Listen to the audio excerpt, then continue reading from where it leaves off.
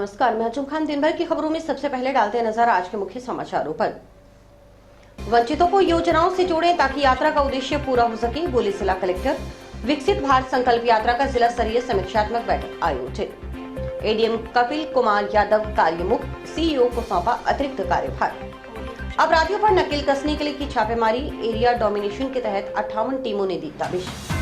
Party के संगठनात्मक मुद्दों पर चर्चा, भाजपा नगर मंडल कार्य समिति की बैठक संपन्न। सामूहिक प्रयासों से ही नशे से बच सकेगी युवा पीढ़ी, 5वें दिन भगवान वाल्मीकि चौक पर 19 मिनट तक रखा मौन व्रत। अब खबरें विस्तार से। जिले में 25 जनवरी तक विकसित भारत संकल्प यात्रा का आयोजन किया जा रहा है।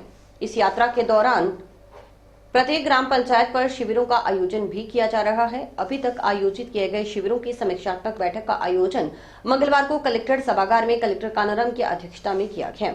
जिला कलेक्टर ने कम प्रगति वाले 7 पैरामीटर पर शीघ्र कार्रवाई करने के निर्देश दिए।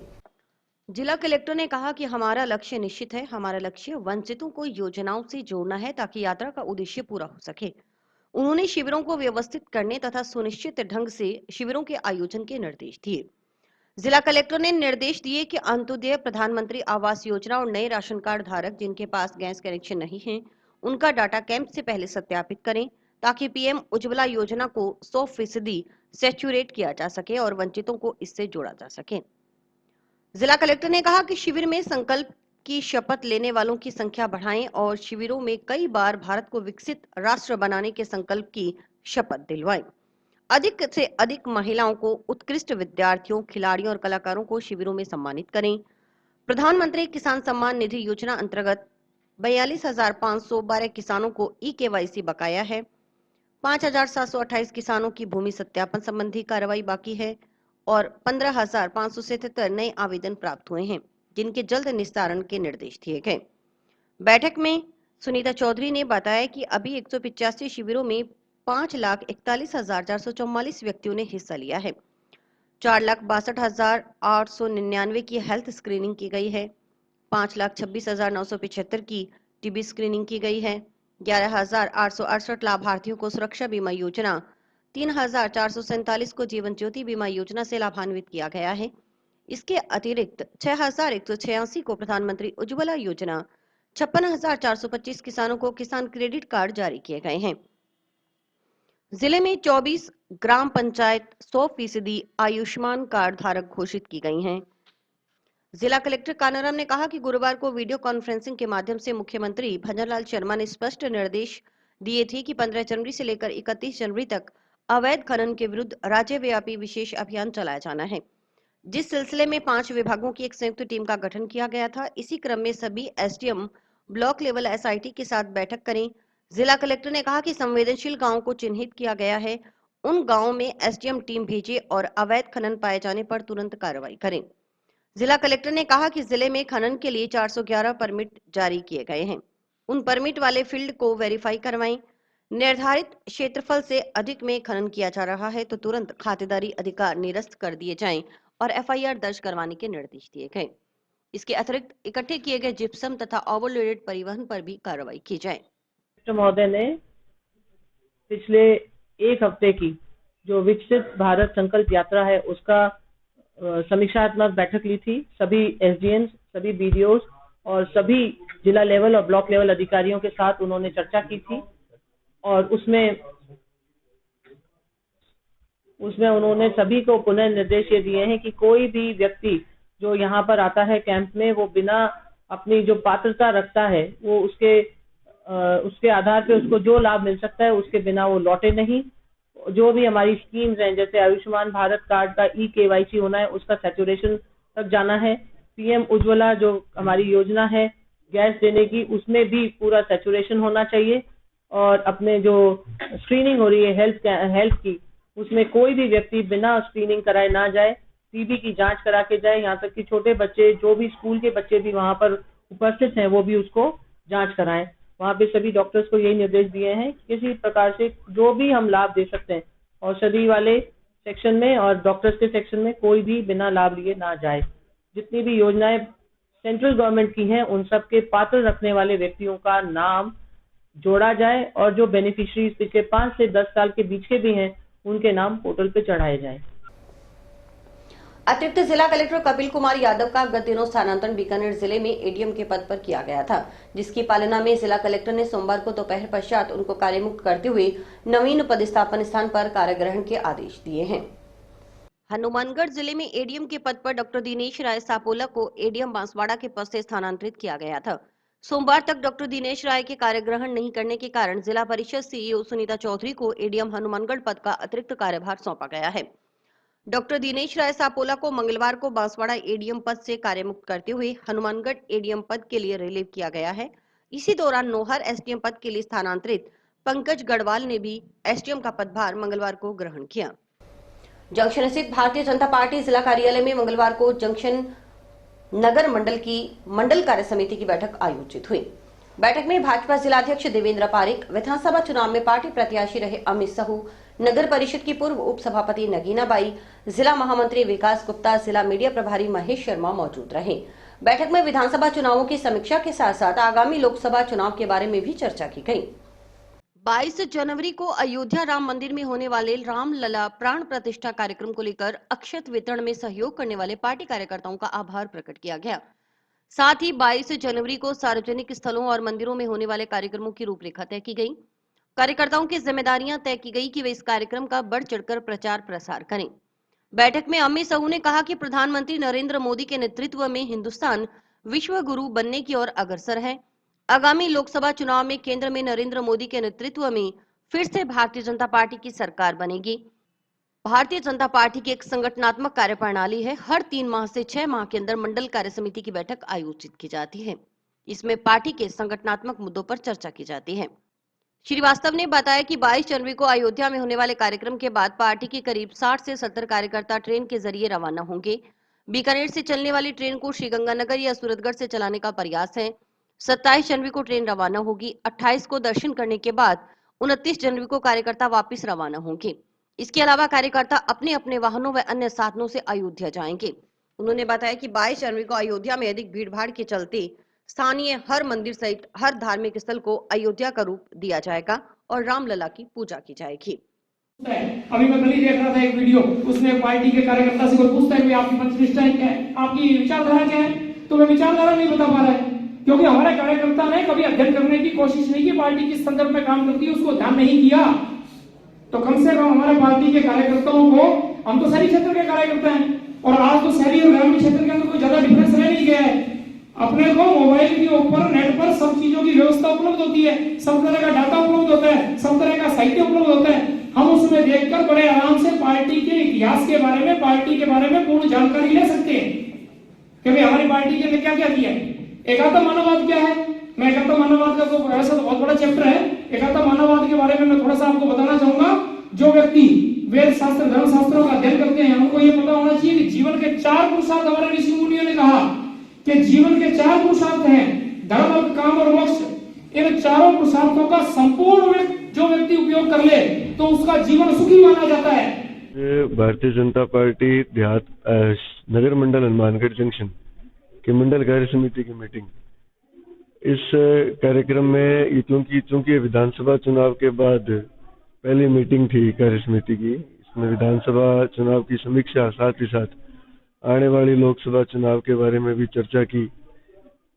आने वाली लोकसभा चुनाव में भारतीय जनता पार्टी न केवल गंगानगर लोकसभा से बल्कि पूरे हिंदुस्तान में भारतीय जनता पार्टी को चुनाव जिता के नरेंद्र जी मोदी के नेतृत्व में जो भारतीय जनता पार्टी की सरकार बनेगी और हिंदुस्तान को जो विश्व गुरु बनाने की ओर हम लोग अग्रसर हैं, उसमें अपना जो सहयोग प्रदान हम लोग कर सकें, उस बारे में भी चर्चा हुई। साथ ही साथ आने वाली 22 तारीख को जो राम मंदिर प्राण प्रतिष्ठा कार्यक्रम में जिन कार्यकर्ताओं ने अक्षत वितरण और प्रपत्र वितरण का जो कार्यक्रम किया, उसमें उन सबका आभार व्यक्त किया। साथ ही साथ सबकी ये जिम्मेवारी लगाई कि 22 तारीख को जो कार्यक्रम होगा उससे न केवल अपने घरों पे बल्कि सार्वजनिक स्थल और मंदिरों पर भी उस कार्यक्रम का बढ़ चढ़कर प्रचार। अयोध्या अलग अलग बांटे गए हैं, जैसे अलग अलग धार्मिक संगठनों को, भारतीय जनता पार्टी को, तो यहाँ से ट्रेन भी है जिसमें 60 से 70 कार्यकर्ता यहाँ से जाएंगे। शायद वो बीकानेर से चलेगी। हमारा प्रयास है कि वो गंगानगर तक या सूरजगढ़ तक आ जाए, नहीं तो कार्यकर्ता बीकानेर जाएंगे, बीकानेर से अयोध्या डायरेक्ट ट्रेन जाएगी, 27 तारीख को जाएगी, 28 तारीख को वहां दर्शन करके 29 तारीख को वापसी का है। इसके अलावा कार्यकर्ता अपने अपने साधनों से बाई बस, बाई ट्रेन सैकड़ों की संख्या में जा रहे हैं, लेकिन ज्यादातर हमारी कोशिश ये है क्योंकि 22 तारीख को वहां ज्यादा भीड़ होगी, वीवीआईपी मूवमेंट होगा, इसीलिए हर मंदिर को, हर धार्मिक स्थल को हम अयोध्या बनाएंगे और राम लला की पूजा करेंगे। भगवान का पूजा कीर्तन हर मंदिर में, हर धार्मिक स्थल पे हनुमानगढ़ जंक्शन में किया। टाउन की नेहरू मेमोरियल विधि महाविद्यालय में मंगलवार को भारतीय संविधान को जानो प्रतियोगिता का आयोजन किया गया। इस प्रतियोगिता में हिस्सा लेने वाले छात्र छात्राओं से भारतीय संविधान से जुड़े हुए प्रश्न पूछे गए। प्रतियोगिता में संविधान बनने से पूर्व व संविधान बनने के पश्चात वर्तमान तक के संविधान से जुड़े प्रश्न शामिल किए गए। ये प्रतियोगिता कौन बनेगा करोड़पति की तर्ज पर आयोजित की गई। इसके तहत कंप्यूटर आधारित 3 राउंड रखे गए। पूर्व में 2 राउंड संपन्न करवाए जा चुके थे। मंगलवार को फाइनल और तृतीय राउंड हुआ। फाइनल राउंड में पहुंचे कुल 7 प्रतिभागियों से प्रश्न पूछे गए। महाविद्यालय प्राचार्य डॉक्टर सीताराम ने बताया कि कौन बनेगा करोड़पति की तर्ज पर आधारित इस प्रतियोगिता में प्रतिभागियों से भारतीय संविधान से जुड़े वो सवाल पूछे गए जो छात्र छात्राओं को जानने चाहिए। ऐसे प्रश्न जो छात्र छात्राओं की सामान्य जानकारी में जरूरी हैं। छात्र छात्राओं को विभिन्न प्रतियोगी परीक्षाओं में जिन प्रश्नों का लाभ मिलता है वह प्रश्न भारतीय संविधान को जानो प्रतियोगिता में शामिल किए गए हैं। वरिष्ठ फैकल्टी सदस्य डॉक्टर ब्रिजेश कुमार ने मुख्य प्रश्न पूछने व मुख्य निर्णायक की भूमिका निभाई। निर्णायक की भूमिका में डॉक्टर मोहम्मद अजवर खान, इमरान खान भी रहे। अगर ऐसा कोई है तो हमारे पास एक्स्ट्रा क्वेश्चन है, हम आपको पूरे 10 क्वेश्चन ही इसमें देंगे। तो आपका जो नेक्स्ट क्वेश्चन है वो आपकी और लास्ट क्वेश्चन है वो आपकी स्क्रीन पर है। आपका जो क्वेश्चन है, name of the first committee constitute related to local self government. आपका आंसर ऑप्शन है A Bohra committee, B Ashok Mehta committee और सी आपका आंसर है बलवंत राय कमेटी और डी है none of the above. Question आप अच्छी काफी है। लाइफ लाइन भी आपके अभी 2 हैं तो फाइनल जवाब है आप बलवंत राय कमेटी। आपका जवाब बिल्कुल सही है। पहला क्वेश्चन है आपके सामने, आपकी स्क्रीन पर है ये। Now your time start. Which of the following is not a feature of the Indian Constitution? A. President, B. Democratic, C. Secular और D. Federal। 4 आपके सामने इसमें हमने विकल्प दिए हुए ऑप्शन। 4 में से आप अच्छी तरह से पढ़ लें, समय आपका भी बाकी है। जो भी आंसर सही है आप आराम से जवाब दे सकते हैं, तो उनका भी इस्तेमाल कर सकते हैं। आपका जवाब है ए प्रेसिडेंशियल सिस्टम। आपका जवाब जी, हमने महाविद्यालय में भारतीय संविधान को जानो प्रतियोगिता का आयोजन रखा है। इस प्रतियोगिता में भारतीय संविधान से जुड़े हुए प्रश्न पूछे जा रहे हैं और प्रतिभागियों से संविधान से जुड़े हुए, संविधान बनने से पूर्व, संविधान बनने के पश्चात और वर्तमान तक के जो भी प्रश्न है वो इसमें प्रतियोगिता में हमने शामिल किए हैं। इस प्रतियोगिता का जो थीम है वो कौन बनेगा करोड़पति पर आधारित है। बिल्कुल कौन बनेगा करोड़पति की थीम पर कंप्यूटर बेस्ड इसमें 3 राउंड हमने रखे, जिसमें 2 राउंड पूर्ण हो चुके हैं। आज अंतिम तीसरा चरण, इसमें फाइनल जो विजेता थे जिसमें 7 विद्यार्थी पहुंचे, उन विद्यार्थियों से प्रश्न उत्तर किए गए। इस प्रतियोगिता में मुख्यतः कौन बनेगा करोड़पति की थीम के आधार पर ऐसे प्रश्न जो भारतीय संविधान से छात्रों को जानने चाहिए, भारतीय संविधान से जुड़े हुए ऐसे प्रश्न जो छात्रों के सामान्य जानकारी में होने चाहिए, छात्रों को भी विभिन्न प्रतियोगिता परीक्षाओं में ऐसे प्रश्नों का लाभ मिलता है, वो हमने इसमें शामिल किए हैं।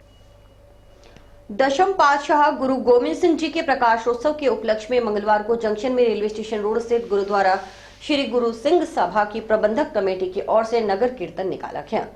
पंच प्यारों की अगुवाई में गुरुद्वारा साहिब से रवाना हुआ नगर कीर्तन शहर के मुख्य मार्गों से होकर गुजरा।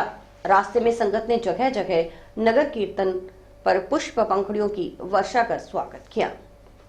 नगर कीर्तन में फूलों से सजी पालकी में श्री गुरु ग्रंथ साहिब का स्वरूप विराजमान था। पीछे पीछे संगत शब्द गायन करते हुए चल रही थी। रास्ते में संगत ने श्री गुरु ग्रंथ साहिब के समक्ष माथा टेककर मन्नत मांगी।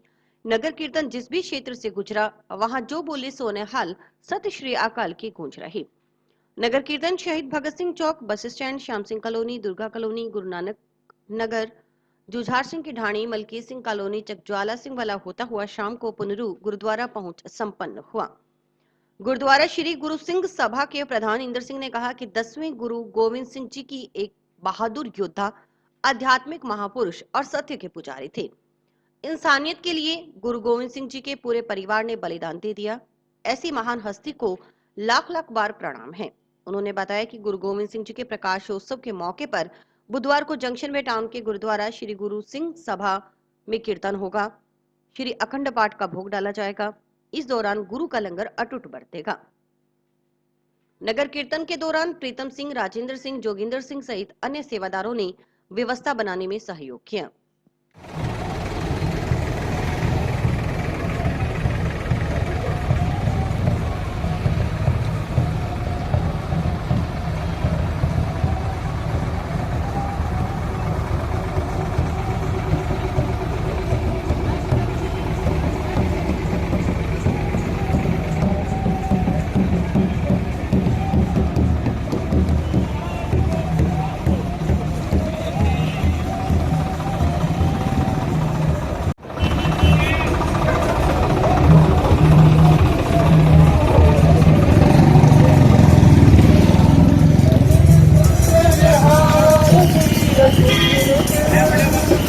सतगुर पातशाह किरपा करे साडे वीर वल्लों बेअंत माया गुरु के लंगरां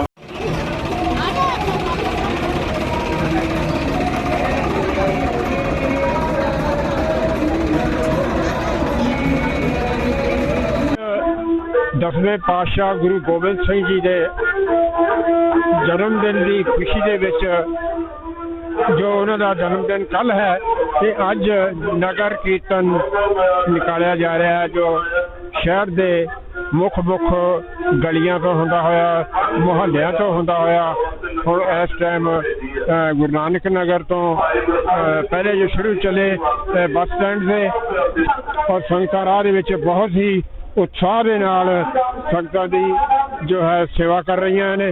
बड़ा उत्साह है लोगों के विच और दसवें पातशाह जी का जोड़ा गुरपुरब दिहाड़ा है वो कल है ते कल गुरुद्वारा सिंह मानगढ़ जंक्शन और टाउन दे विच दोनों दे विच नगर कीर्तन सजाए जाएंगे, कीर्तन दरबार सजणगे, भोग पाए जाएंगे और उस तो उपरंत गुरु का लंगर जिहड़ा है वो लगातार सारा दिन चलेगा।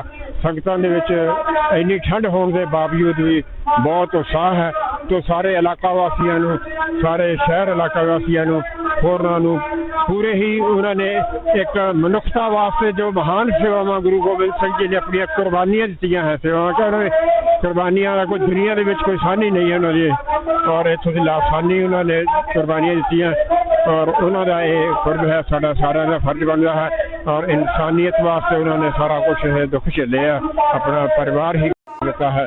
ऐसे महान गुरु को लख लख वार प्रणाम है और सारिया संगतां नूं बहुत बहुत बधाइयां।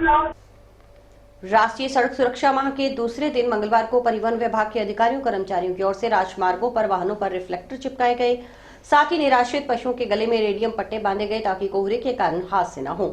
15 जनवरी से शुरू हुआ राष्ट्रीय सड़क सुरक्षा माह 14 फरवरी तक चलेगा।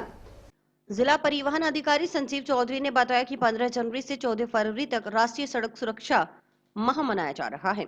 इसके अंतर्गत सड़क सुरक्षा संबंधित अनेक गतिविधियां संपन्न की जाएंगी। सोमवार को सड़क सुरक्षा माह की शुरुआत के मौके पर वाहनों पर लगाए रिफ्लेक्टर लगाए गए, साथ ही निराश्रित पशुओं के गले में रेडियम पट्टे बांधे गए थे। आगामी दिनों में सड़क सुरक्षा जागरूकता रैली, बाइक रैली, विद्यालयों में चित्रकला सहित विभिन्न प्रतियोगिताएं आयोजित की जाएंगी।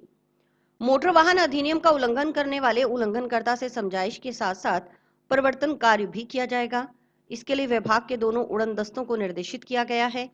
शहर के भीतर और राजमार्गों पर 24 घंटे कार्यरत रहकर समझाइश के कार्य के साथ साथ प्रवर्तन का कार्य संपन्न करें। डीटीओ ने अपील की है कि सुरक्षित वाहन चलाएं, सड़क पर वाहन चलाते समय अपने और दूसरों का ध्यान रखें, हेलमेट पहने, सीट बेल्ट का उपयोग करें। अगर पहले मैं के स्थान पर पहले आप मानकर वाहन चलाएं तो हादसों से बचा जा सकता है।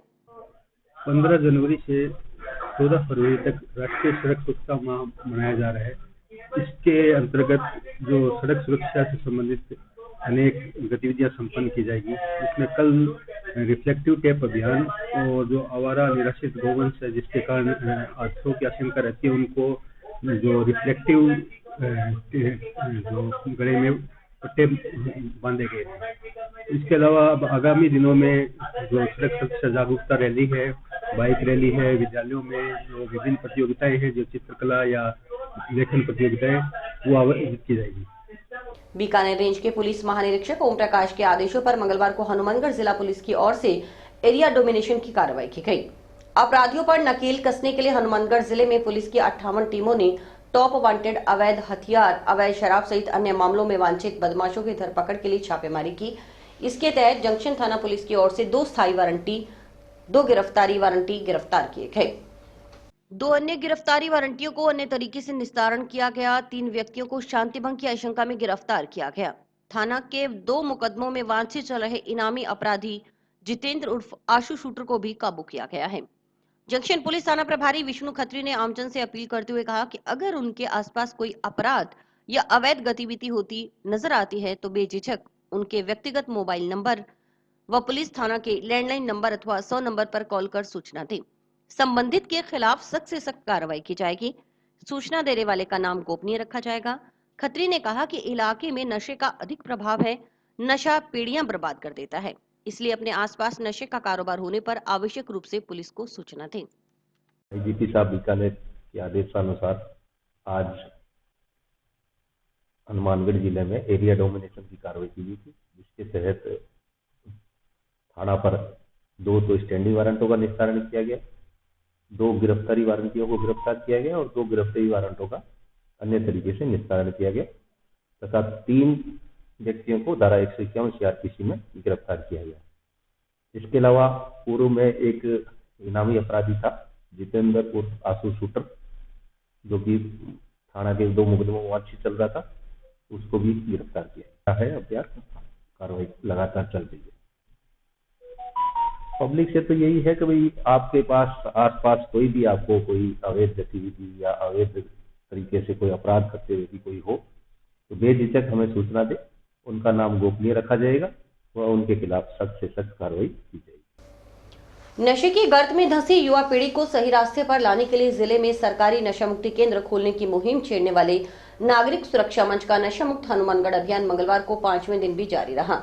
मंगलवार को नागरिक सुरक्षा मंच के सचिव आशीष गौतम व जिला परिषद सदस्य मनीष गोदारा के नेतृत्व में युवाओं ने जंक्शन शहर के भगवान वाल्मीकि चौक पर 19 मिनट तक मौन व्रत रखा। मौन के जरिए युवाओं ने नशा मुक्ति केंद्र खोलने की मांग प्रदेश सरकार तक पहुंचाने का प्रयास किया। इस दौरान मौजूद युवाओं ने हनुमानगढ़ को नशा मुक्त करने की दिशा में प्रयास करने की शपथ ली।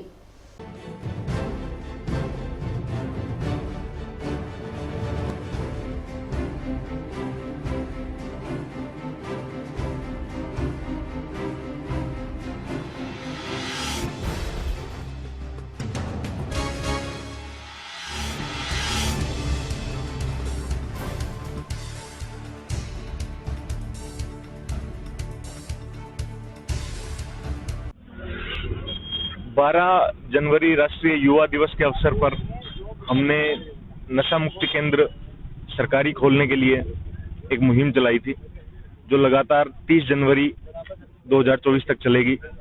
इन 19 दिन के अंदर हम हनुमानगढ़ शहर के 19 चौक चौराहों पर खड़े होकर हाथ में पोस्टर पकड़कर मौन व्रत धारण कर 19 मिनट का हम सरकार से अपील करेंगे कि सरकारी नशा मुक्ति केंद्र की घोषणा जो पिछले बजट में हुई थी वो जल्दी से जल्दी लागू होनी चाहिए। नशा मुक्त हो हनुमानगढ़ हमारा, इसी मुहिम को लेकर काफी दिनों से भाई आशीष गौतम ने अभियान चला रखा है। इसी के साथ में सभी युवा साथियों ने मिलकर इन्हें पूरा सहयोग दिया है और आज भगवान वाल्मीकि चौक पर इसी क्रम में सभी साथियों ने यहाँ पे मौन व्रत रखा और हनुमानगढ़ को नशे से मुक्त करने के लिए सभी ने शपथ ली है। और मैं आपके माध्यम से सभी युवा साथियों से निवेदन करना चाहता हूँ कि हनुमानगढ़ को हमें आने वाली नई पीढ़ी, युवा पीढ़ी को हमें बचाना है, तो सभी इसी मुहिम के साथ में लगे, चाहे गांव हो चाहे शहरी क्षेत्र हो, सभी में नशा मुक्त हो हर जगह पे, क्योंकि अच्छे काम करने के लिए आदमी को संघर्ष करना पड़ता है। जब दूध वाला दूध बेचने के लिए घर घर जाता है और शराब के ठेकों पर शराब लेने के लिए लोग अपने आप चले जाते हैं। तो अच्छे काम के लिए हमें मेहनत करनी पड़ेगी, सभी युवा साथियों साथ में लेके चलना पड़ेगा। इस हनुमानगढ़ के युवा को हमें बचाना पड़ेगा। हमारी युवा पीढ़ी आने वाले देश की भविष्य है। जल्द से जल्द ये सिंथेटिक नशे, मेडिकेटेड नशे, इन पे पूरी तरह से रोक लगनी चाहिए। सरकार को तुरंत एक्शन लेना चाहिए। नई सरकार से उम्मीद करते हैं कि वो बहुत अच्छा कार्य करेगी और युवाओं को बचाएगी, देश के आगे भविष्य को बचाएगी। दिनों दिन युवा गर्त में जा रहे हैं। सब कुछ देखते हुए भी मूक दर्शक ना बने सरकारें और जल्द से जल्द कड़ा से कड़ा एक्शन लें। भारतीय जनता पार्टी की ओर से तीर्थ स्थल एवं मंदिर स्वच्छता अभियान के तहत मंगलवार को नोहर में सफाई अभियान चलाया गया। इसके तहत नोहर के वार्ड 20 में स्थित कंदोई मंदिर व ओसवाल मोहल्ला काका डेयरी के पास स्वच्छता अभियान चलाया गया, जिसमें पूरे प्रांगण की सफाई की गई।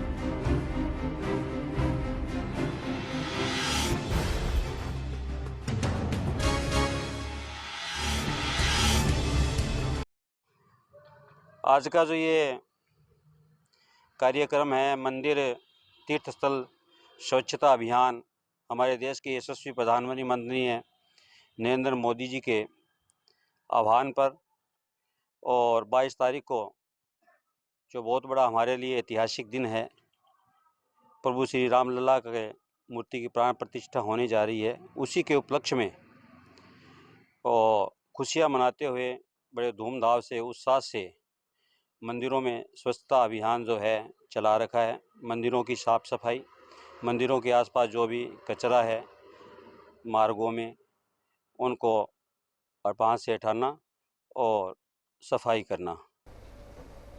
सर्व ब्राह्मण महासभा नोहर की ओर से एक स्वैच्छिक रक्तदान शिविर का आयोजन किया गया। नोहर पारिक धर्मशाला में आयोजित शिविर में रक्तदाताओं ने बढ़ चढ़कर भाग लिया। इस संबंध में सर्व ब्राह्मण महासभा के तहसील अध्यक्ष गौरव पारिक ने बताया कि शिविर में महात्मा गांधी जिला अस्पताल की टीम ने 151 यूनिट रक्त संग्रह किया।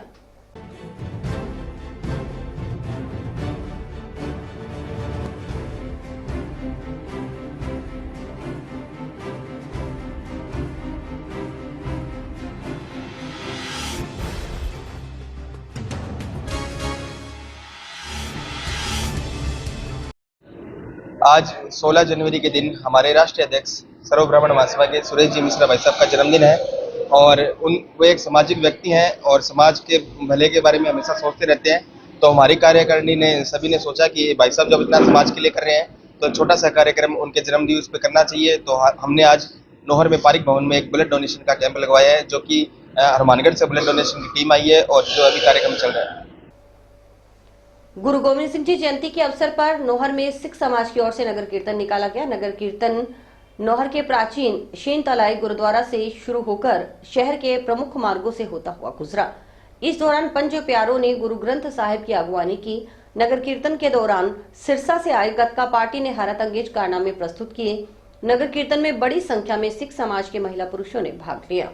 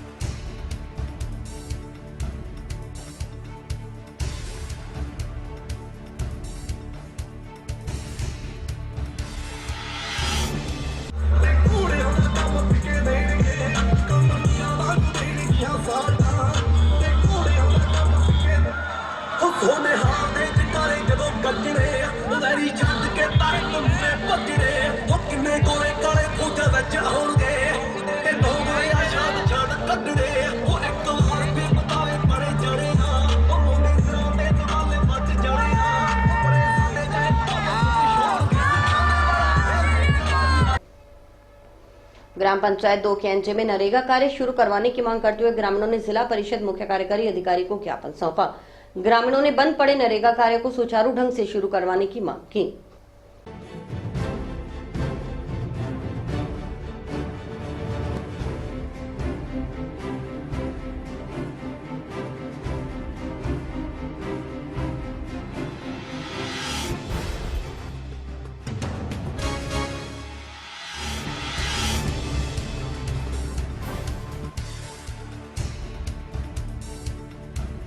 हम नरेगा की मांग को लेके आए हैं। हमारे पंचायत से 3-4 महीनों से नरेगा बंद है, नहीं काम चल रहा है। हम सेक्रेटरी साहब से पूछ रहे हैं कि काम सेक्शन के लिए भेजा हुआ है, काम पास नहीं हो रहे। नहीं हमारे LDC हैं जो काम पर आ रहे हैं, नहीं हमारे गरीब लोग हैं बहुत परेशान हो रहे हैं काम के लिए। तो मैडम को आपने ज्ञापन दिया? हाँ जी, मैडम जी कह रहे हैं भी काम जल्द से जल्द स्टार्ट करा दिया जाएगा, 1-2 दिन में काम स्टार्ट हो जाएगा।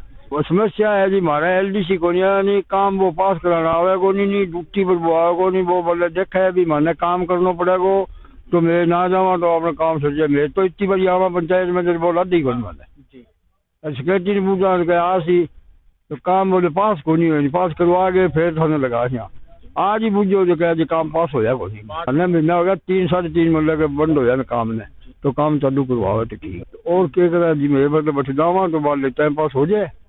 नहीं हमारे मतलब कोई आगे है को नहीं कोई जुगाड़ है, तो मतलब गरीब जनता है ना, तो घर चले को नहीं तो काम देगा बाजार पीछा आ जाए। मैडम नरेगा को लेकर इशू आ रहे हैं कि कई पंचायतों में नरेगा नहीं चल रही है, उसको लेकर नहीं ऐसा नहीं है। आप कोई पर्टिकुलर बता दें कि कौन सी पंचायत में, कौन सी ग्राम पंचायत में नहीं चल रहा है। मेरे पास डेली रिपोर्ट आती है, अगर उसमें है तो कोई आप मुझे पर्टिकुलरली बता दें जिसमें काम नहीं हो।